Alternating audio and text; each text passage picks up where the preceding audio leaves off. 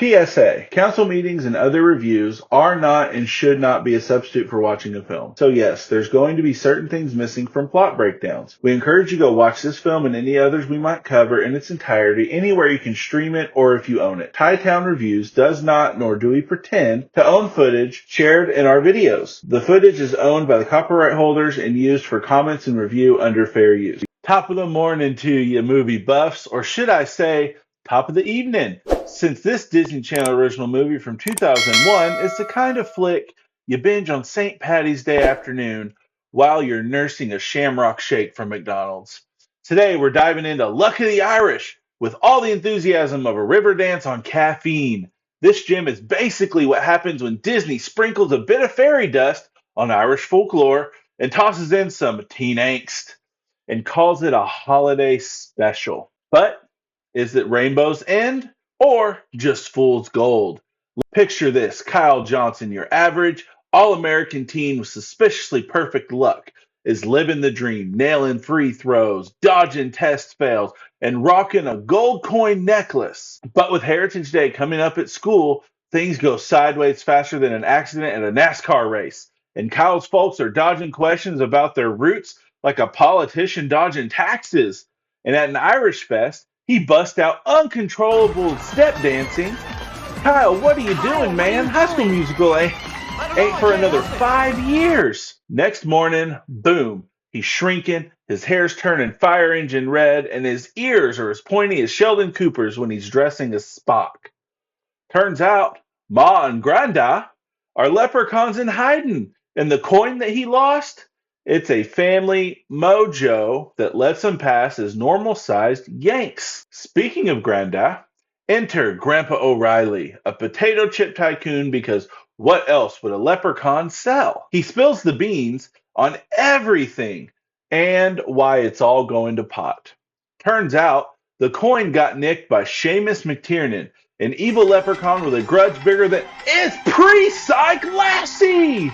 Seamus is basically the Grinch of Gaelic folklore, stealing luck to become king of the wee folk and boot all American leprechauns back to Ireland.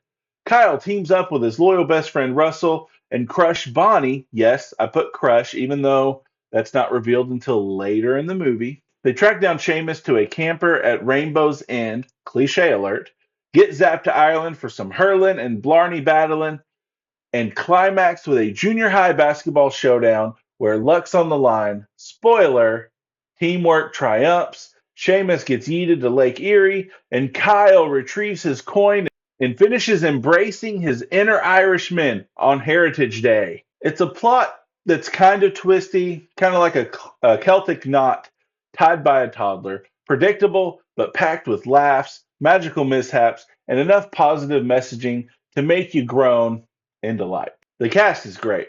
Ryan Merriman nails Kyle as a wide-eyed teen hero, charming, relatable, and selling those transformation scenes like a pro. The shrinking effects are surprisingly decent for a 2001 TV movie. Henry Gibson is Grandpa O'Reilly.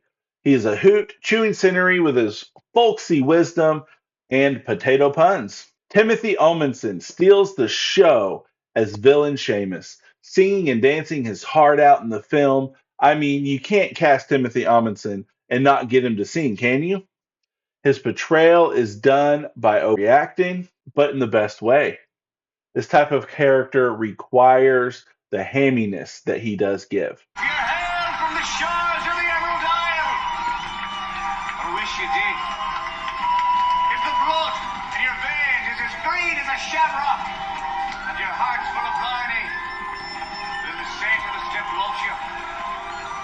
If you believe in the little people. Glendon Chapman is Russell, brings the comic relief and bro energy. Alexis Lopez's Bonnie adds heart and sass. I had a major crush on her growing up. Merida Garrity and Paul Kiernan as the parents, very solid. They play the supernatural fam trope as straight as they can, even if it's kind of off-putting watching as an adult. Even bit players like Thurl Bailey, who plays Russell's dad, adds flavor. I mean, could you be a more accurate parent in the stands of a kid's sporting event? Overall, the cast is well balanced like an Irish stew. It's warm, it's hearty, it's full of character, and makes the absurdity land with laughs more than eye rolls. Now let's talk soundtrack, because no Disney flick is complete without a toe-tapping beat.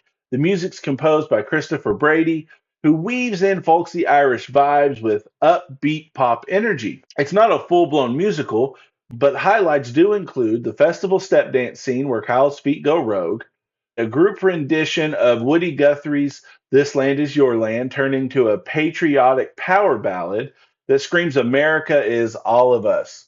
And we can't forget an almost blink and you miss it singing in a pub or restaurant where Seamus and his people are trying to get something to eat. And surprise, they get Timothy Omenson singing a rendition of the traditional Irish ballad Raglan Road.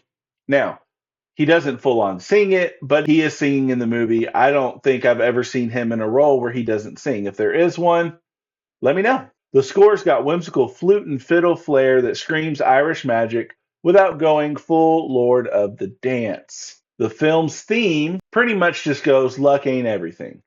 At its wee low heart, Luck of the Irish is all about embracing who you are, even if that means admitting you're part mythical creature with a penchant for pots of gold.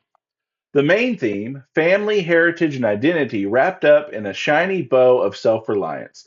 Kyle starts off thinking luck is his secret sauce for slam dunk, straight A's, but boy, does he learn that true power comes from within and hard work.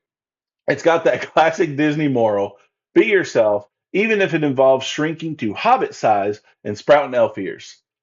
There's also a dash of cultural acceptance, poking fun at family feuds over mixed marriages, the human leprechaun drama, and gives a big old high five to friendship and teamwork. It's cheesy, sure, but in a way, it makes you root for the underdog leprechaun. Come on. If themes are shamrocks, this one's got four.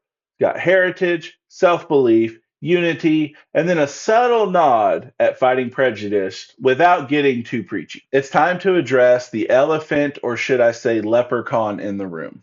The Irish themes and tropes this flick is drenched in. Leprechauns are sneaky shorties with lucky charms, rainbows leading to treasure, hot tempered redheads, bad accents that sound like a Lucky Charms commercial, and step dancing as an uncontrollable urge. There's even Gaelic sports, pot of gold, and a villain who's cartoonish but played very well by Amundsen. The big question about the insertion for the Irish motifs is this: is it harmful or is it on par and necessary for a St. Patty's Day theme for a Disney film? It's mostly harmless fun for kids, introducing Irish folklore in a light-hearted way that might spark interest for people who really have this heritage. It also promotes embracing differences in cultural pride, which is a plus. But is it harmful? It can be. It perpetuates lazy tropes that reduce a rich culture to green hats and gold coins, potentially reinforcing stereotypes without much depth. In 2001, its peak Disney whimsy. Today, it for sure would get a sensitivity rewrite. Still, though, if you're looking for a guilty pleasure, go get you a Shamrock Shake, sit down, and put this movie on. Ultimately, it is a harmless film. You can't ignore the ending message of unity and what America is supposed to be, no matter your creed or race. I give Luck of the Irish 4 sacred lucky coins out of 5. Thank you all for watching. Please put in the comments if you grew up loving this film. Is it an annual viewing for you? What's your favorite Irish sport you may have been introduced to in this film? Put it all in the comments. Please let me know if there's another Disney movie I should cover. And be safe out there because the world sucks. Goodbye.